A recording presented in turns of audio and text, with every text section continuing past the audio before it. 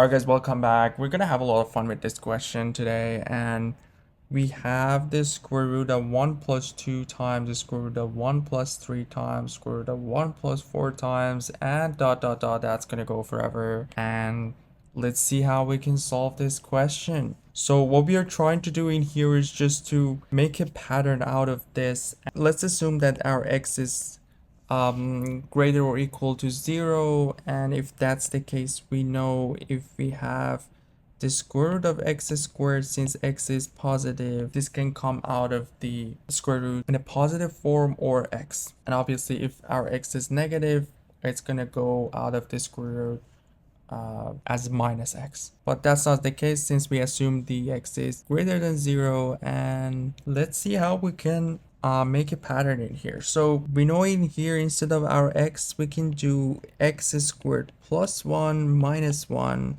And again, what we are trying to do is try to make the pattern in this question. And we see that it starts with a 1, and that's why we add a 1 and we subtract 1 in here to build that 1 at the beginning of this pattern. So we have 1x squared minus 1, and we are seeing the difference of the squares, where we have a squared minus b squared equal to a minus b times a plus b. So if that's the case, we will have 1 plus x minus 1 times x plus 1. And we're gonna do the same thing. We're trying to build that another square root from this expression. So we'll have 1 plus x minus 1 times, instead of x plus 1, we can do the square root of x plus 1 to the power of 2. And that's just, so we are bringing the x plus 1 inside of the square root, because we know that x plus 1 is also positive since x is greater than 0, but x minus 1 can be a negative number. So that's why we don't bring x minus 1 inside of the square root as opposed to x plus 1. So let's see what we get here. So we'll have 1 plus x minus 1 times the square root of x plus 1. So when we have a plus b squared, we will have a squared plus 2ab plus b squared. So in here we will have x squared plus 2x plus 1. And let's see what we can do in here. So since we are following the pattern that we have in the question, we're going to take this one as 1 plus x squared plus 2x. So what we have so far is 1 plus x minus 1 times the square root of 1. And if we factor 1x in here, x plus 2, we'll get this expression over here.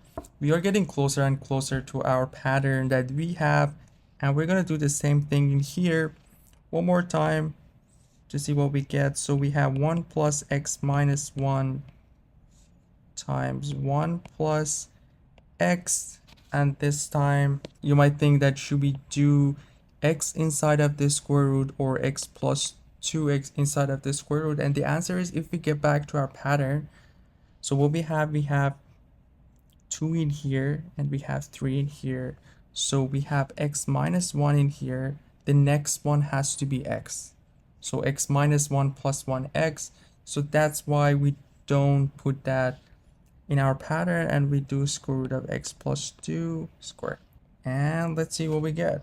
So we have 1 plus x minus 1 times 1 plus x times x squared plus 4x plus 4, and we need another 1 in here, so we'll do 1 plus x squared plus 4x plus 3. And let's see what we can do with this one, x squared plus 4x plus 3. So what we need to do in here, we have to find the two numbers that multiply 3 and add 4. So those two numbers are 1 and 3. So we can do these x plus 1 and x plus 3. That's what we get. So again, in these kind of expression, we are looking for two numbers that multiply 3 and add 4. So if that's the case, we can see that we are getting closer and closer in our pattern. So x minus 1, 1 plus x times square root of 1 plus x plus 1 times x plus 3. And we have x minus 1, x. The next one will be x plus 1. So what we're going to get is 1 plus x minus 1 is square root of 1 plus x, square root of 1 plus x plus 1. And we're going to build up another square root, which is x plus 3 squared. And we're going to do the same thing.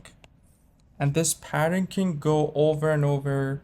And if we compare this with the question, which we have square root of 1 plus 2, 1 plus 3, 1 plus 4, and dot dot dot. See that we have x minus 1 equals to 2, we have x equals to 3, we have x plus 1 to 4, and the main takeaway from here is that x minus 1 is equal to, and our x is 3. And there we go, we found the pattern. As I said, very interesting question, and you get to see how to play with x to build up the pattern that we are looking for. And that would be all for this one. Thanks for watching, and I'll see you in the next video with another interesting question. Take care.